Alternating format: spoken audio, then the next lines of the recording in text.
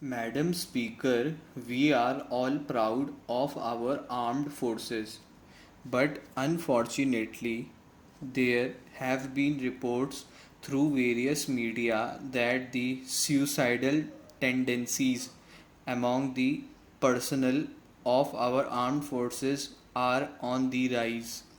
The Honorable Minister has given the reply that the Defence Institute of Psychological Research has carried out a number of studies on the stress level of army personnel. Each and every one of our army personnel is a human being. We cannot hide behind these reports. In my constituency, during the last 3.5 years, I have attended the funeral functions of around half a dozen army personnel who were either killed in action or had committed suicide. I would like to get at least some information through you because this pertains to the defense of the nation. The Honorable Minister can take the privilege and hide behind certain immunities that he may have because this concerns the national integrity. But what about the sad plight of our Jawans who are working in the armed forces? As my learned friend has asked, there have been instances of standoff between our commissioned officers on the one side and the Jawans on the other side.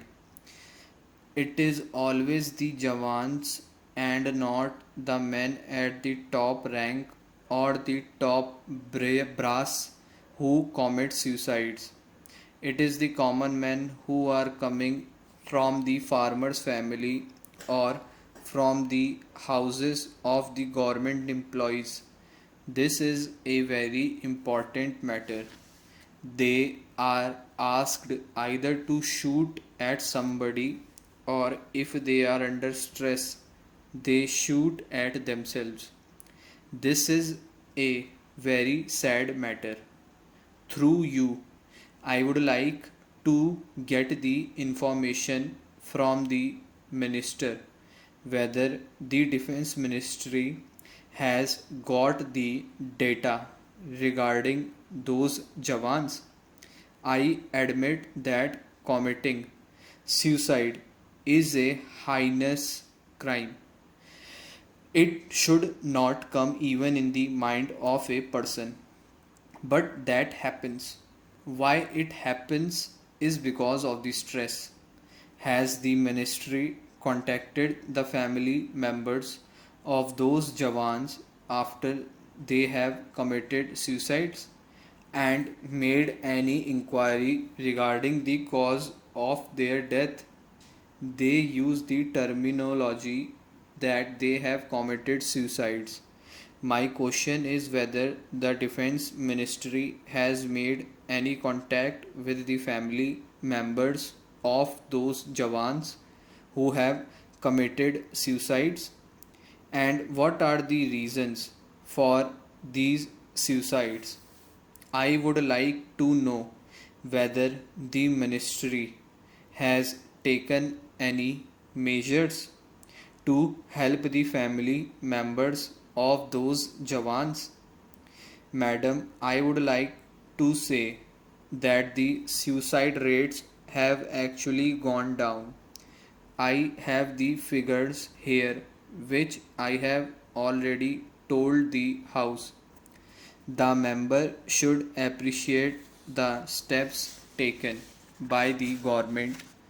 Madam Speaker, I would like to raise a very important matter of urgent public importance pertaining to increasing number of accidents that are happening in unmanned level crossing across the country. The increasing number of accidents happening in unmanned level crossings in the country has resulted in an alarming situation. This is a very important matter pertaining to railway safety.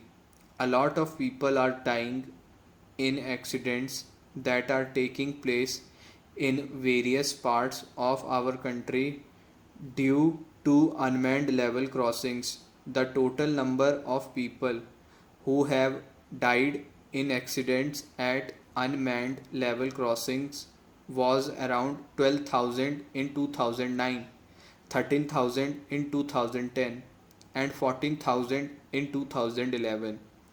This trend is very disturbing. So, all the unmanned level crossings in the country should be converted into manned level crossings.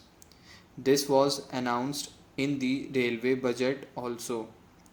But in many places, sometimes the unmanned level crossings are totally closed. They should not be closed because the people living on both sides of the railway line have to cross it to reach the nearby places. If the unmanned level crossing is closed, then the connection to the nearby places is totally cut off. The senior minister is present here. The government has to look into the pathetic condition of the people who are living near unmanned level crossings. The government of India should consult the concerned state governments and local bodies and take immediate steps to convert all the unmanned level crossings into manned level crossings in the country. Madam Speaker, the state of Andhra Pradesh has been severely affected by Cyclone Neelam.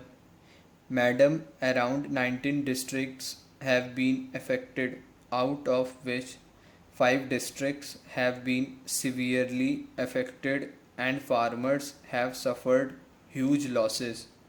More than 8 lakh hectares of crops have been damaged. The loss estimated by the government of Andhra Pradesh is to the tune of rupees 1400 crore. In fact, the cotton farmers in my constituency have been severely affected and their entire produce has been badly affected. The quality of cotton has deteriorated so much that the Cotton Corporation of India is unwilling